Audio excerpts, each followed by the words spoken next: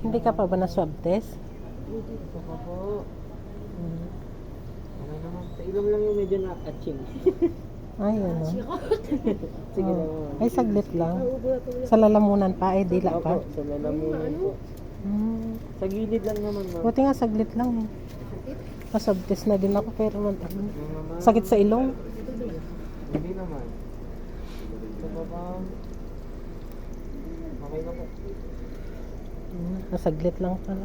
Yung sa ilong lang talaga. Oo. Okay na po, ma'am. Pwede nang balik. Sorry, ma'am, pangalan ulit. Luisa Santos po. Okay na po, Bukas pa ma'am. po malalaman. Opo, ma'am. 24 yung ano po. Dapat Ibig sabihin, hindi ka pa sasalinan hanggat walang ano?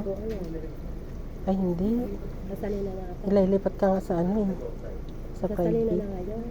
Oo. Magbabayad pala ako eh. Magkano ba? Gawa sa excess. Alam mo na. Saan ba? Excess ang kwarto kasi ward lang tayo. Oo, 1.7. magiging ano ka, private. Oo. Hmm.